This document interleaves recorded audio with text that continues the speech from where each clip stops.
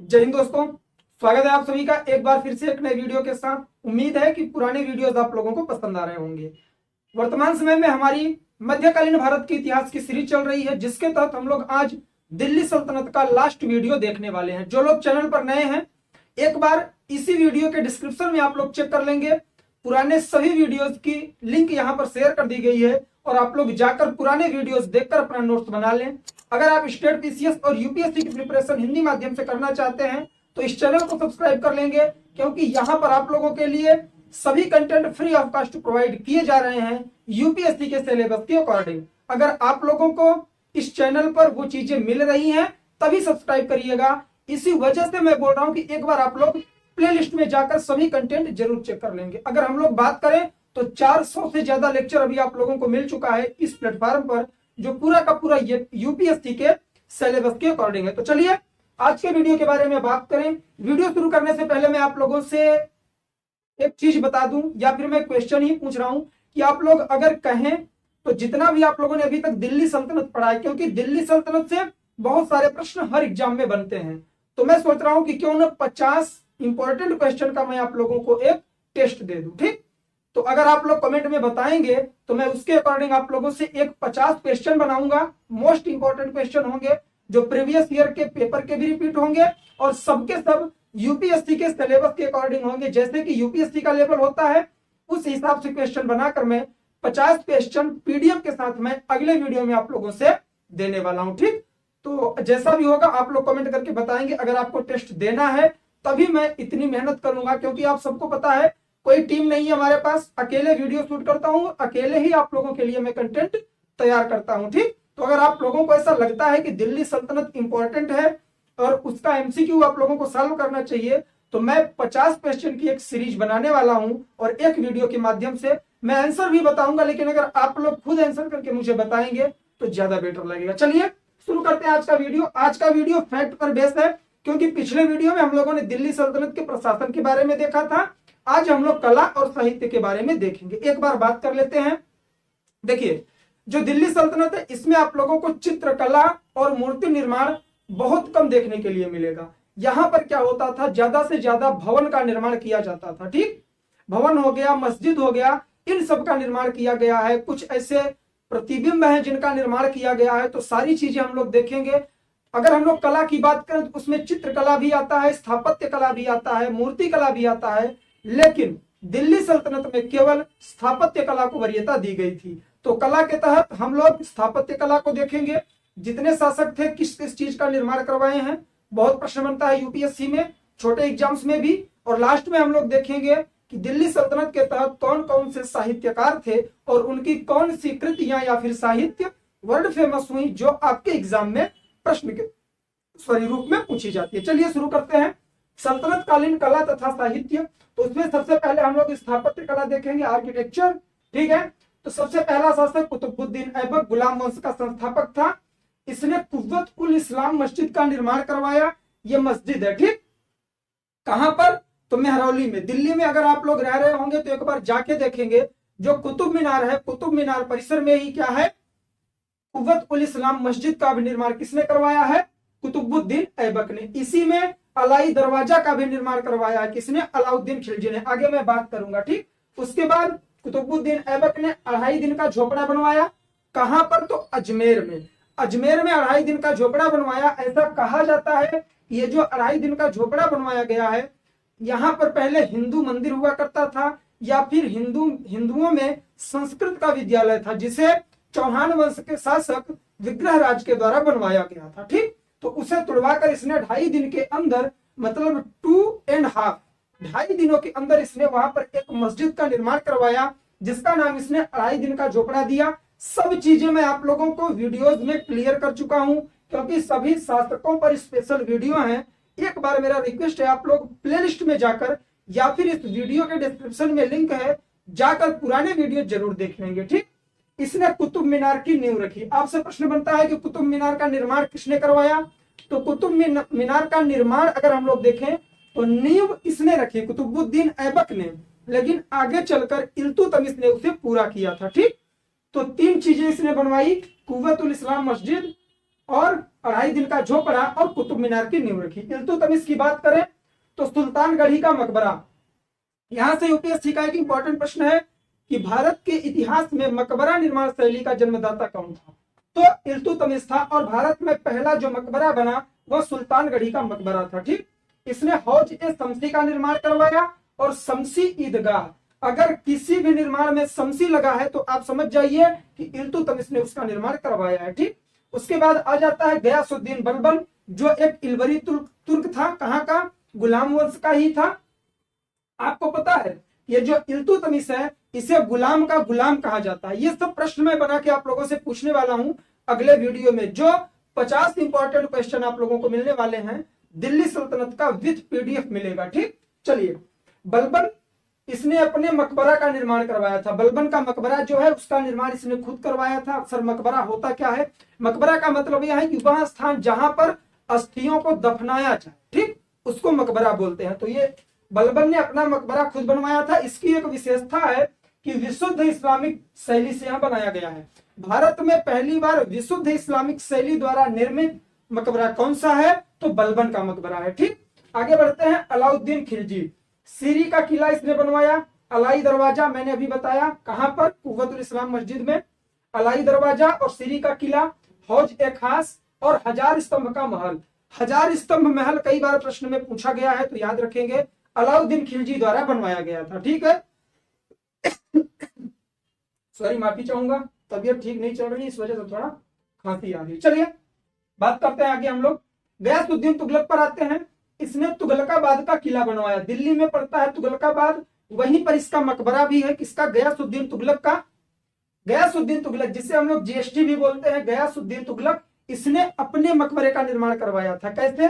जिस तरह से बलबन ने अपने मकबरे का निर्माण अपने ही टाइम पीरियड में करवा दिया था कि मेरी मृत्यु के बाद मेरी अस्थियों को यहीं दफनाया जाएगा, उसी तरह से इसने भी अपने मकबरे का निर्माण पहले ही करवा दिया था। अगर आप लोग तुगलकाबाद जाएंगे तो वहां पर एक बीच में रोड अब डाल दी गई है, एक साइड में किला है और एक साइड में किसका? गयासुद्दीन तुगलक का मकबरा आप लोगों को देखने के लिए मिल जाएगा। ठीक है, आगे बढ़ते हैं।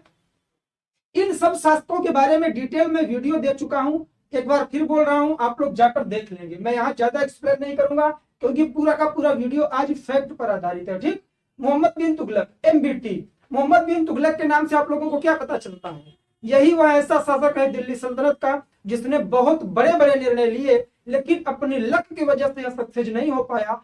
तो पूरे दिल्ली सल्तनत में इसे बुद्धिमान मूर्ख शासक कहा जाता है।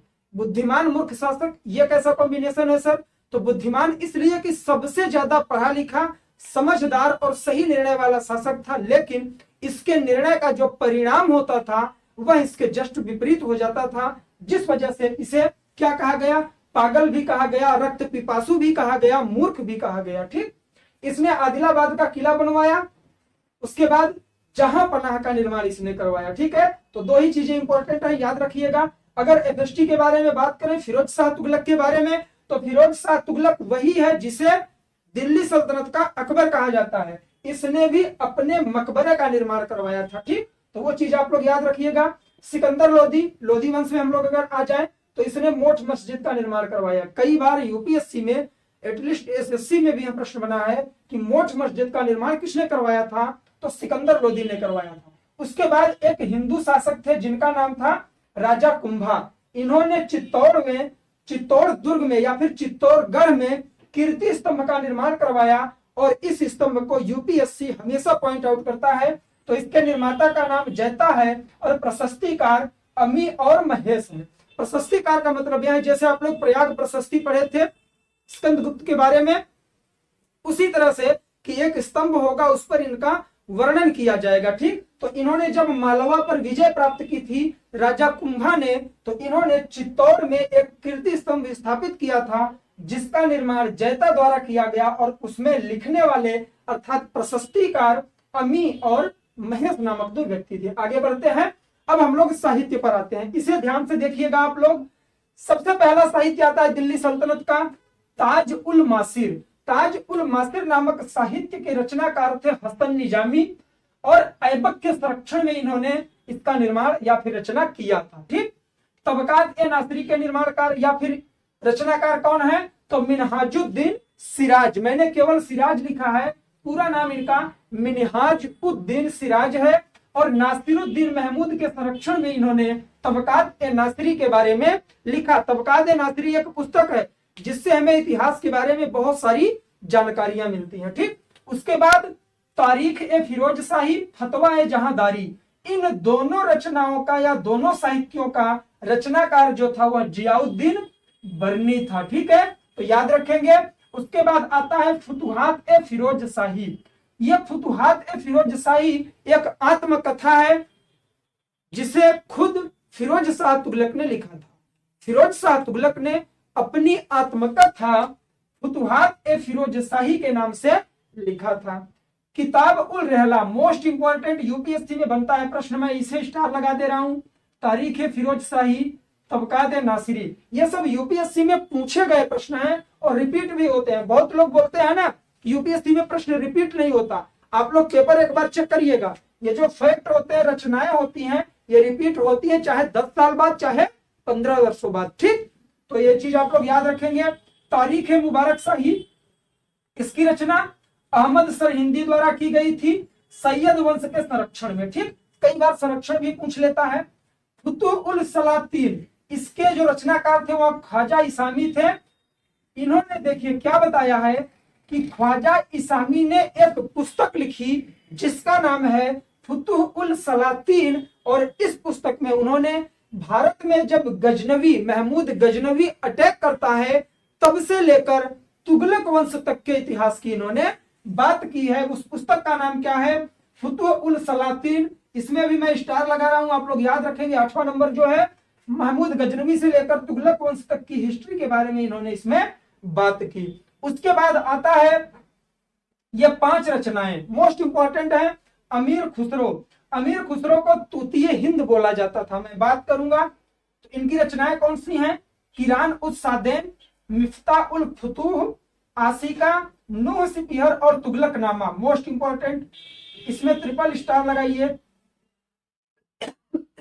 सॉरी, इसमें ट्रिपल स्टार लगाइए कि तुगलक नामा के रचनाकार कौन है? तो अमीर खुसरो है। ठीक, अमीर खुसरो के बारे में भी पूछ लेता है। तो इनका जन्म 1235 में उत्तर प्रदेश के कासगंज में हुआ था। इन्हें तूतीय हिंद की उपाधि दी गई थी कि हिंदुस्तान का तोता इन्हें बोला जाता था।